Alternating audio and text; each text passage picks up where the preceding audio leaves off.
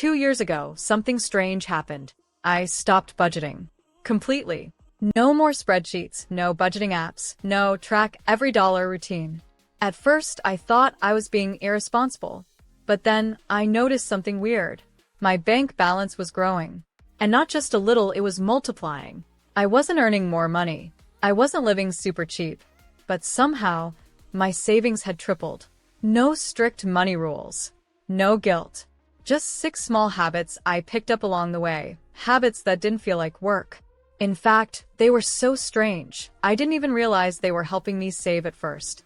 Here's the craziest part. None of them involved budgeting. And honestly, I think that's why they worked. Because in today's world, with prices jumping, apps tempting us, and stress around every corner, traditional budgeting often makes things harder, not easier. So if you're tired of being told to just stick to your budget, keep reading. I'm going to share 6 weird saving habits that changed everything for me and might just change how you think about money, too. Let's start with the trick that made me feel broke on purpose. Habit 1, the empty account trick. I keep my main checking account almost empty. This is going to sound strange, but I keep my everyday checking account as close to zero as possible. And no, it's not because I'm broke. It's because it works. Back when I used to keep my full paycheck in one account, I felt comfortable. Too comfortable. I'd look at the balance, think I'm doing fine, and then go out to eat, shop online, or buy things I didn't really need. That money was just sitting there asking to be spent. Then I tried something new. Right after I got paid, I set up an automatic transfer. Almost all my money goes into a separate account. One with no debit card, no ATM access, and no way to touch it easily. I leave just $200 or $300 in my checking account. That's it. And something weird happened. I started spending less without even trying. I wasn't budgeting. I just felt like I had less, so I acted more carefully.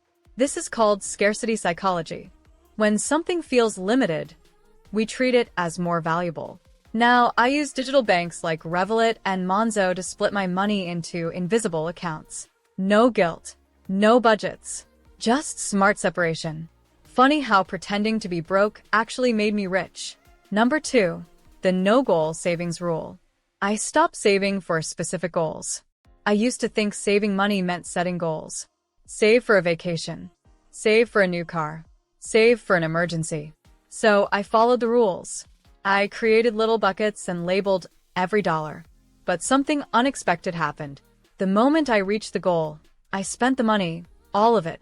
When my vacation fund hit $1,500, I booked a $1,495 trip.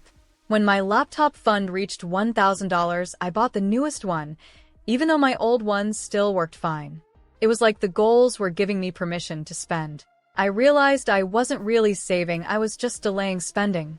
So I stopped giving my savings a name. Now I save for no reason at all. I call it my untouchable money. No labels. No end goal. Just money sitting quietly, growing. And guess what? I hardly touch it. Without a specific purpose, I have no reason to withdraw it. I start to see that money as something important like a safety net or quiet power, not just something to eventually spend. This strange trick works because of something called mental accounting.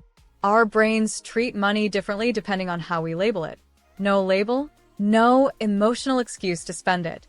Studies show that people who save without naming the money are more likely to keep it. So, if you're always saving just to spend later, try this. Save with no plan at all. It's not lazy. It's actually smarter than it sounds. Before we get into the next habit, I'd highly recommend that you subscribe to this channel if you love practical, no-stress ways to save money, live below your means, and build real financial freedom. I post new videos every day, so hit subscribe and let's keep going. Number 3, the inconvenience fee hack. I made spending super inconvenient. We live in a world where spending money is too easy. 1 click and you've ordered dinner. 2 taps and those new shoes are on the way. That used to be me, buying things online almost every day. I wasn't overspending because I needed stuff. I was overspending because it was convenient. So, I did something weird. I made spending money as annoying as possible. I deleted Apple Pay and Google Pay.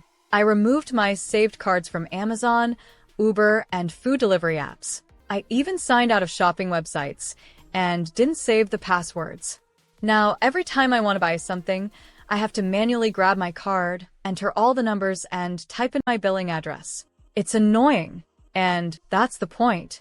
This tiny delay gives my brain time to pause and think, do I really need this?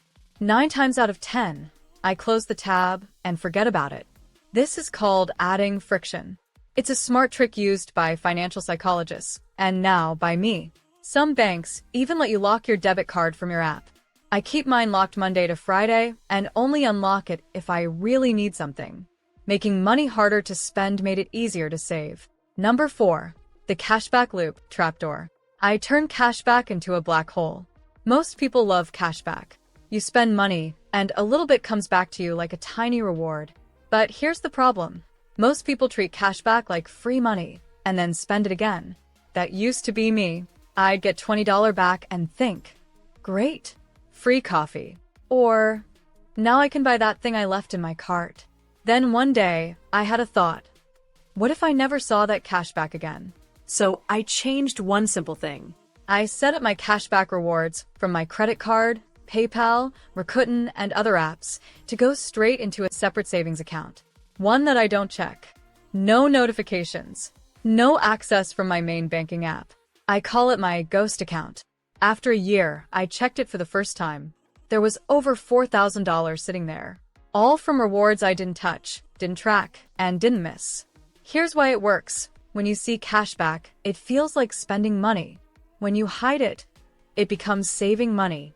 It's a small mental trick, but it makes a big difference over time. So, if you're using cashback tools, don't let that money flow right back into your spending. Trap it. Forget it. Let it grow. It's one of the sneakiest ways I've ever saved without trying. Number 5. The status scroll swap hack. I replaced shopping apps with money apps. Whenever I was bored, I used to scroll through Amazon, Instagram, or online shopping apps, not because I needed something, but just out of habit. And of course, I'd end up buying things I didn't really need. So I made a simple change. I deleted all shopping apps from my phone. Then, I replaced them with money apps like investing apps, budget trackers, or even a savings calculator. Now, when I feel like scrolling, I open one of those instead. I check how my money is doing. I learn about stocks. I look at how my savings are growing.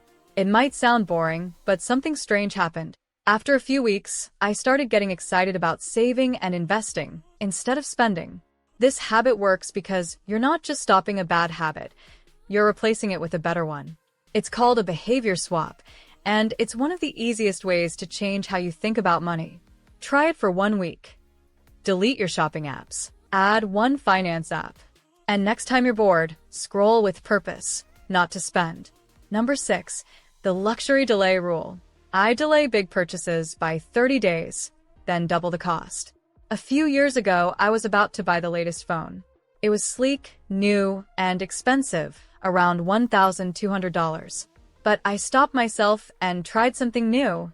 I waited 30 days. During that month, I asked myself one question. What would this $1,200 be worth in 10 years if I invested it? With compound interest, that money could grow to over $3,000. So now, every time I want to buy something expensive, a new TV, a fancy watch, or the latest tech, I do this. I wait 30 days. No exceptions. Then I double the price in my mind. I ask, is it still worth it? Usually the answer is no. This habit taught me to see the future cost of my choices, not just the price tag. We live in a buy now, regret later world. But by slowing down, I made better decisions and saved thousands. Delaying luxury isn't about missing out. It's about giving yourself space to decide what really matters. It's one of the easiest ways to save, and it doesn't even feel like saving. For years, I thought saving money meant strict budgets and boring spreadsheets. But these weird habits proved something different.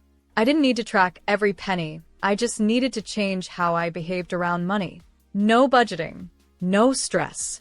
Just small tricks that made a big difference. By hiding my money, delaying purchases, and making spending harder, I saved more than ever before, without even thinking about it. So if budgeting never worked for you, maybe it's time to try something new. A little weird, Yes. But sometimes weird is what actually works. Now, if you want to learn more about achieving financial success, then watch this video next.